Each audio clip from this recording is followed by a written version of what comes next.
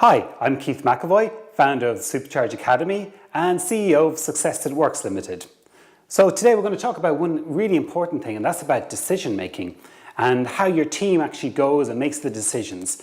Because if you think about it, how amazing would the world be if we were able to solve really complex problems?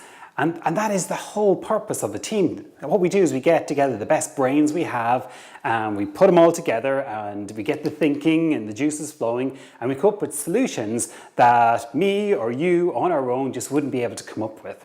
And that is in essence why we actually solve teams, or why we solve complex problems in teams. But here's the problem. There's actually three problems with team decision making. And I don't need to explain to you, but the amount of decisions that clever people, clever teams make that in hindsight are appalling. There's an endless list. Every day we open the papers or go online and we see yet another example of a really poor decision. So why do they happen?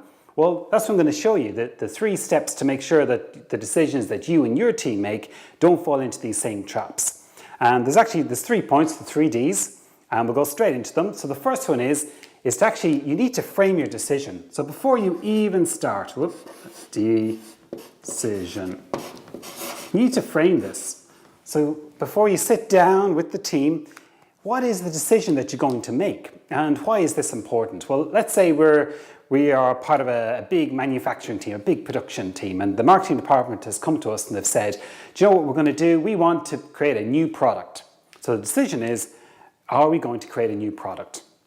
Now, if we know that in advance, we'll all sit around the table and we'll use our expertise and our different insights and views to try and help and assist the marketing department whether we're going to create a new product or not. However, if the marketing department just says, you know, we've got this idea, maybe this might be a good thing or not, well then if I'm the production manager, I might be thinking, oh, they're asking me about how do I build things. The finance person might be thinking, oh, how is it that this thing might be profitable or not? And we're not focused clearly enough. And what happens in situations like that where you don't frame the decision up front is everyone gets distracted and you go off on tangents, and what should be a pretty straightforward process could take weeks or even months. And it gets very frustrating. If you've been in that type of situation, you know exactly what I'm talking about. You have the leader going around in circles, people going off on tangents, coming back a week later with yet another pile of stuff that doesn't make any sense and is no relevant to discussion. So you need to be very careful, focus the decision, get everyone focused on exactly what it is that we're all here to decide. The second thing, now this is, oh Keith, this is really obvious. Yes, it is really obvious, okay? But this is the main reason why most group decisions fail, okay? It's data, okay? You need to be really careful. Once you go past 1 or 2 people, everything takes on a different meaning. So when I show up a bit of information and I know what that information is, so say it's profit, and I know that this is the profit I make when I sell one item. Well, when I show this up there and I say the profit is 15%, the production manager might be looking across going, oh, this is the cost minus the materials, and I've got 15% left. So there's all of these different areas and understandings start coming out, or differences of opinions. So the reason why you need to be careful in the data is it level sets everything. So I put up the data, production manager says, I think that this is this, and we go, no, actually this is a different version. And everyone learns and they go, oh, okay, I understand. And the second part about getting the data right is it cuts out opinions. Most groups, you have experts. Yep, we know who they are. They're experts there. And they throw out what seems to be data, but actually it's not. It's an opinion. And it'll be something like, I was talking to such and such, or when I was speaking to the people here, or this expert, they said X, Y, and Z. That's very different to saying, out of 100 products that we had, here was exactly what happened. And the beauty about real data is you can start getting rid of personal opinions, you can start getting rid of biases. So if I'm an expert, but actually the data that I present, I'm able to question it, or everyone else who's not an expert is able to question it, 2 things will happen. Either we'll all understand and get up to his level of expertise and go, oh, that's a really insightful thing. Or we'll start asking questions that actually his data doesn't show. And we go, oh, actually we need a bit more data on this because we're not able to make the decision based on just exactly what you said. So it's really important to have data that's out there, data that you can show, data that people can question and make sure that they understand it too. Because once you get the data, then the next interesting thing starts. And number 3, which is discuss.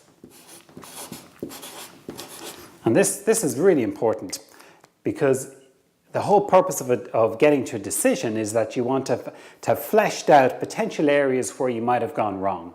So things that you thought that actually weren't true. Things that you didn't even know about, that if you didn't have the data and didn't have enough different minds prodding, you wouldn't have realized you didn't know about it. And it's one of the biases that we have as humans. We actually think we know it all, and when presented with a pile of options, we'll choose from what we actually know. And quite often we've got this blind spot, which is what we don't know. And unless someone says, hang on a second, I think there's something there, or when I was doing such and such, this thing happened, we go, oh, I was never aware of that.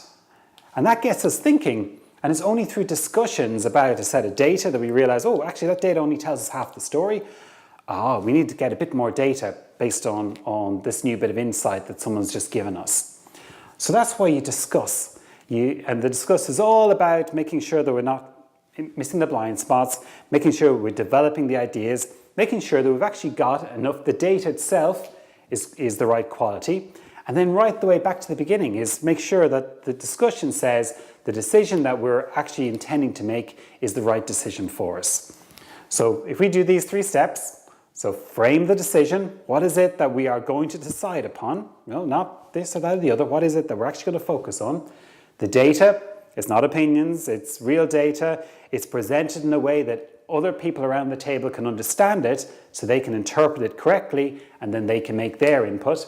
And number 3 is that we then have an opportunity for everyone around the table, those brains, the team brains, to actually engage and discuss and make sure that we're not falling victim to our human biases. And if we do all that, then we really will get the great power of group decision making, where we get all that brain, we channel it, and we focus on the last part, which is what we're all here for, is when we get past here is we make our decision. And that decision, guaranteed, will be so much more robust than if you or me were to make it on our own, or if we didn't follow these 3 steps.